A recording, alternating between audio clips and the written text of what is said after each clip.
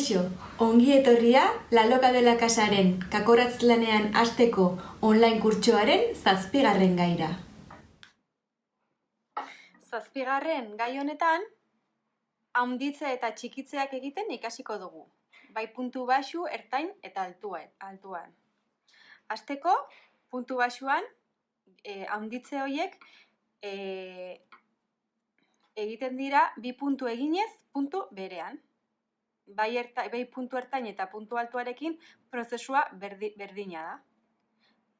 Sartuko dugu kakorratza, puntu bat, eta hurrengo puntua zulo berdinean egingo dugu, zulo berean. Eta hortxe, handitzea, puntu batetik bi puntu ateratzen, bai dira. Puntu ertainarekin gauza bera izango litzateke, bi puntu ertain egingo genituzke leku berean,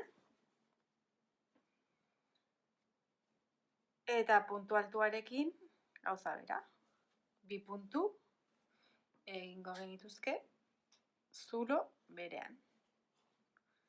Eta hortxe, handitze horiek nola egiten diren.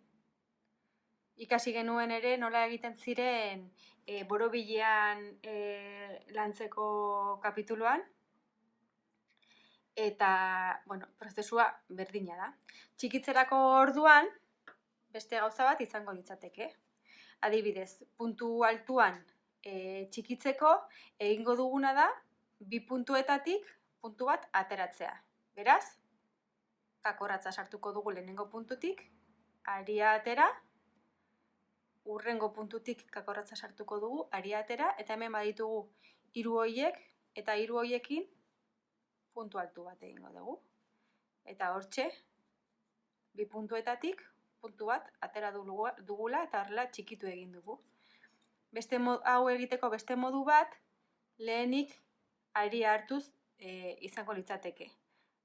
Hartuko dugu aria, sartuko dugu lehenengo zulotik, aria hartu, ebain 3, hurrengotik aria hartu, eta kasu honetan egingo duguna da lehenengo bi aria hauek bildu eta hurrengo 3 hauek bildu.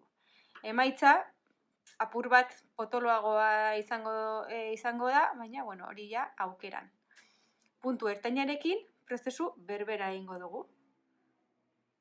Lehenengo zulotik kakorratza hartu eta aria hartu, hurrengo zulotik kakorratza hartu eta aria hartu, eta hemen puntu ertain bat. Gauza bera egin dezakegu, hasieran aria hartuz, eta lehenengo puntutik aria hartu, hurrengo puntutik aria hartu, eta hauek batera itxi.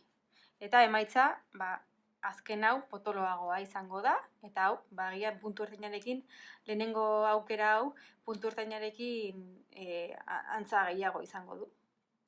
Eta azkenik puntu baxuarekin aukera bat bakarrik daukagu, sartuko dugu kakorratza, aria hartu, sartuko dugu kakorratza, eta horrela hauek bi itxi egingo ditugu. Eta horrela, bi puntu hauetatik puntu bat ateratzen dugu.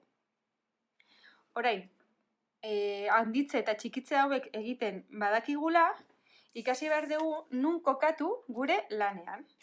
Horregatik, lerroan ari garenean lanean, hau izango litzateke gure lerroa, orain arte zuzenean landu dugu kakorratza, eta orain handitze hori nahi dugu.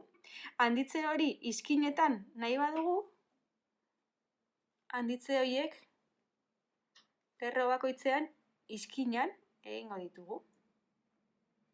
Bestalde, erdialdean nahi badugu eta emaitza pixkat kurbatua nahi badugu, emaitza hau lortzeko, handitze horiek erdialdean egingo ditugu.